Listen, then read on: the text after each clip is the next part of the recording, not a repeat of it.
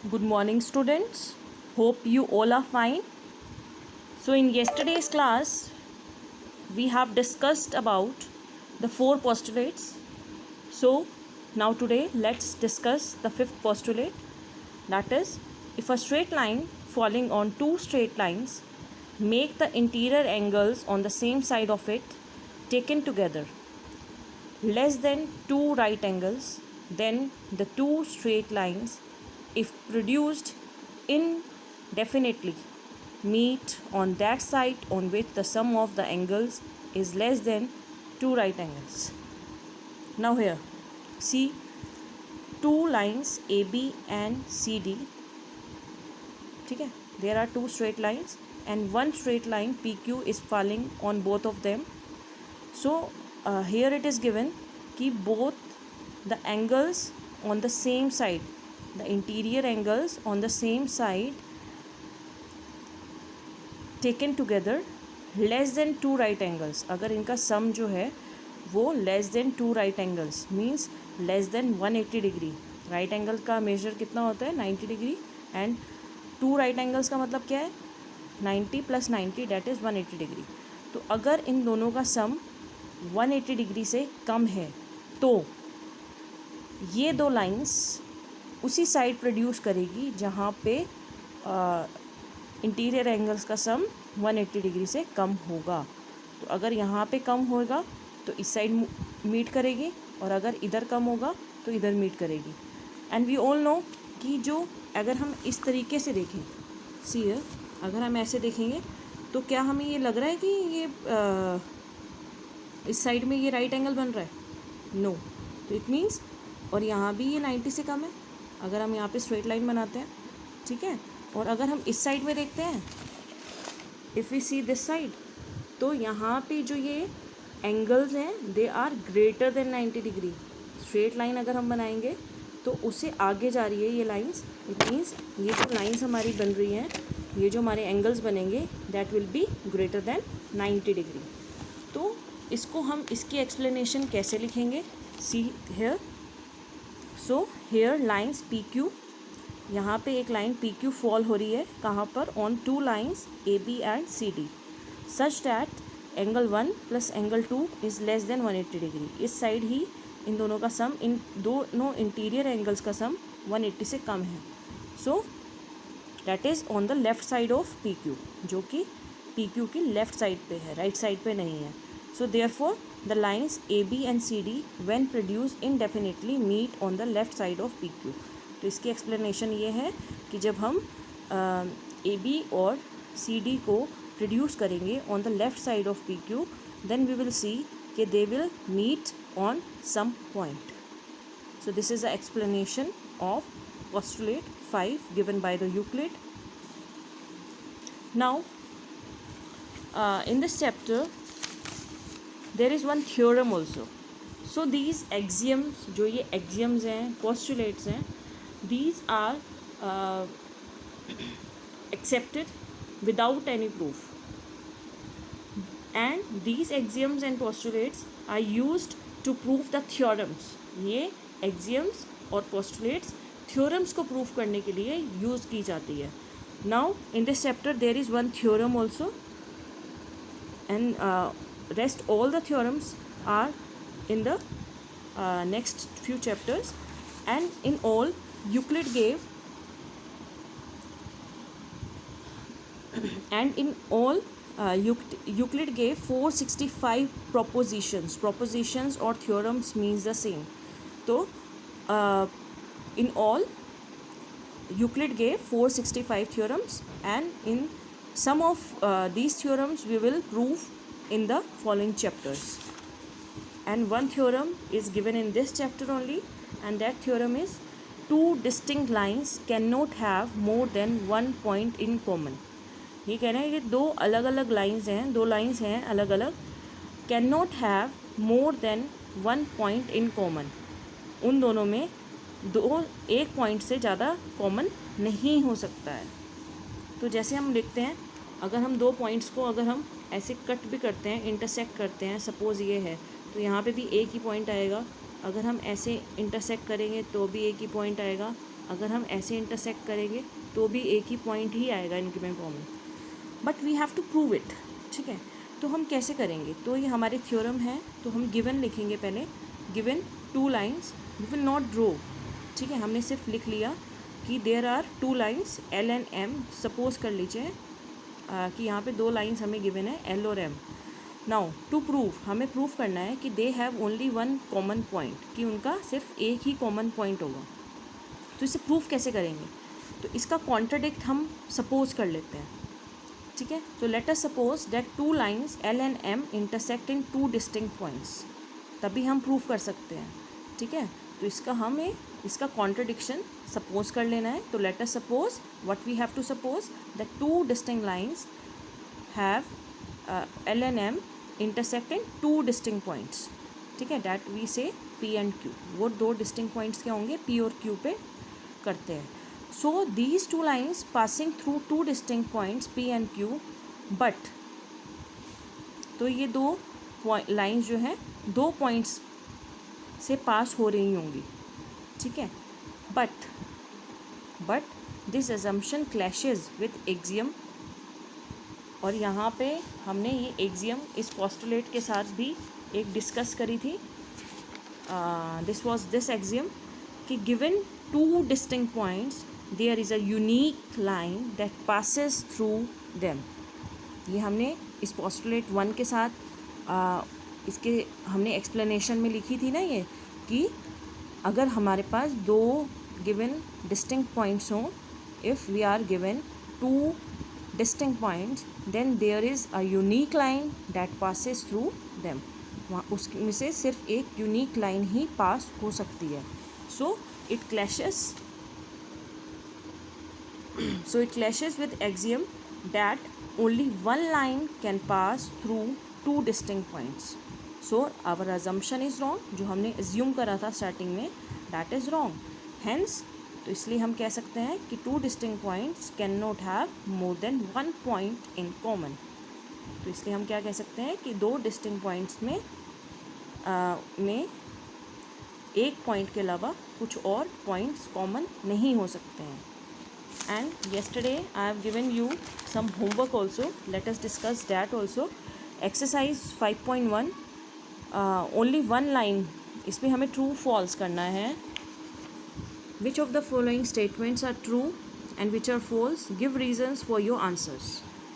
ठीक है, तो हमारा फर्स्ट था only 1 line can pass through a single point. एक पॉइंट से क्या सिर्फ एक ही लाइन पास हो सकती है? ऐसे तो बहुत सारी हो सकती है ना। तो it is false because it can be seen visually. अगर हम देखें तो हम उसको कह सकते हैं। Now second is there are an infinite number of lines which pass through 2 distinct points. तो ये कह रहे हैं कि 2 पॉइंट से इनफाइनाइट लाइंस पास हो सकती है। It is also false because it contradicts axiom 5 जो हमने पोस्टुलेट 1 के साथ करी है, ठीक है। Now a terminated line can be produce indefinitely on both sides. एक टर्मिनेटेड लाइन को हम दोनों साइड प्रोड्यूस कर सकते हैं। True, this we have done, it is one of the postulate given by the Euclid. Now if 2 circles are equal, अगर 2 circles equal हैं, then their radii are also equal. Obvious है कि अगर 2 circles equal है, अगर हम उन दोनों सर्कल्स को एक दूसरे के ऊपर रखेंगे तो उनकी बाउंड्री भी एक दूसरे के ऊपर आएगी। They will superimpose on one another and hence their centre and radius will also be equal. If fifth is if A B equals to P Q, A B P Q के equal है and P Q X Y के equal है, तो क्या A B भी X Y के equal होगी? So here both A B और एक्स वाई जो है पी क्यू के इक्वल है। So by the first axiom of Euclid what we can say that AB will be equal to XY because things which are equal to equals are equal to one another। Question number 2 जो था हमारा, question 2 था give the definition of for each of the following terms, are there other terms that need to be defined first, what are they and how might you define them? First is the parallel lines. पहले हमें इनकी definition देनी है, फिर हमें देखना है कि उनकी डेफिनेशन में कुछ ऐसी टर्म्स हैं जिनको हमें पहले डिफ़ाइन करना चाहिए और वो क्या है और उनको आप कैसे डिफ़ाइन करेंगे, ठीक है। सो पैरेलल लाइंस क्या होता है? Lines in a plane that do not intersect at any point, जो प्लेन में ऐसी लाइंस जो कि कहीं भी इंटरसेक्ट नहीं होती, या lines in a plane that are always equidistant.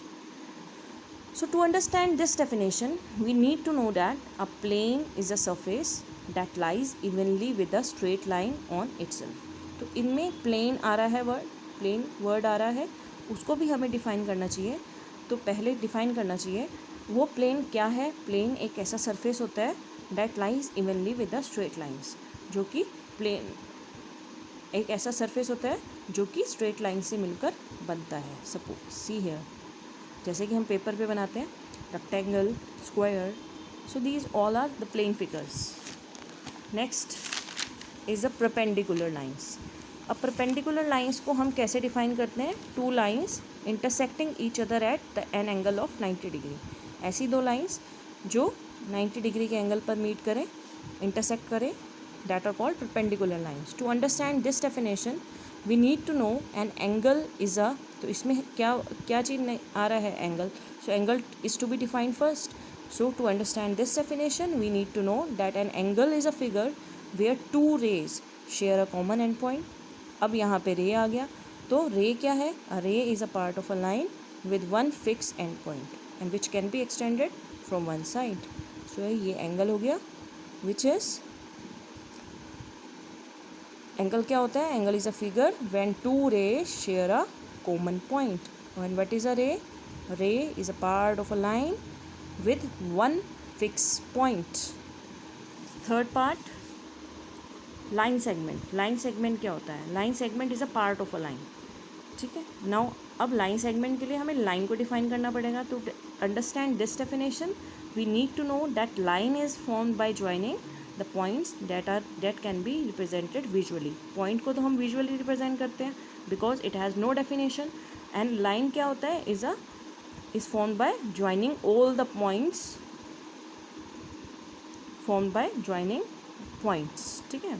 जब हम पॉइंट्स को ज्वाइन करते हैं तो लाइन फॉर्म हो जाती है. What is the radius of a circle? Radius क्या होता है? Distance between the center of a circle and any point lying on the boundary of a circle is called radius. So to understand this, first we need to know what is a circle. Circle क्या है? Circle is a round plane figure where boundary consists of points equidistant from a fixed point and this point is called the center of a circle. तो circle क्या है? एक ऐसी round figure है, round figure है जो किससे मिलकर बनती है? उन पॉइंट से मिलकर बनती है जो कि एक fix point that is called centre से इक्विडिस्टेंट होते हैं. तो बाउंड्री ऑफ अ सर्कल पे जितने भी पॉइंट होंगे that are equidistant from this fix point that is called centre. Now fifth part is our square. Square क्या होता है? Square is a quadrilateral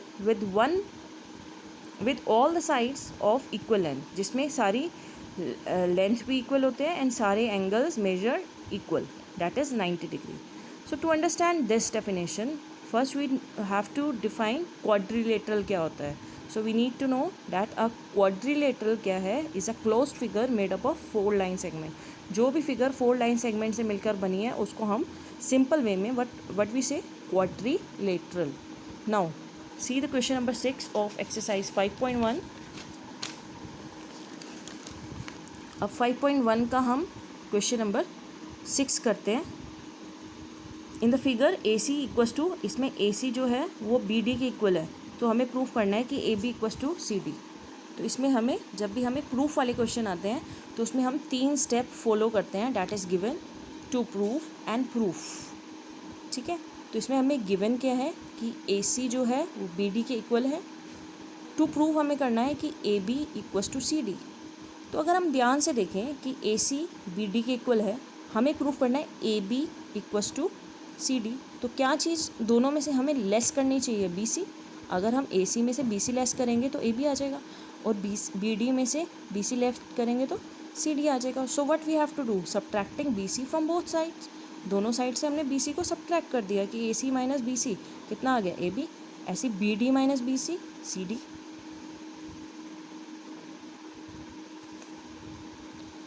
Sorry, this is C D, this is C D. ठीक है. और इसमें हम लिख देंगे using axiom 3, that is if equals are subtracted from equals then reminders are equal. And now look, the last question 7. Why in axiom 5 in the list of Euclid axiom considered a universal truth? इसको universal truth क्यों बोला गया है? हम तो पहले axiom 5 लिख लेते हैं. क्या होता है? The whole is greater than the part. कि जो whole होता है वो part से greater ही होता है.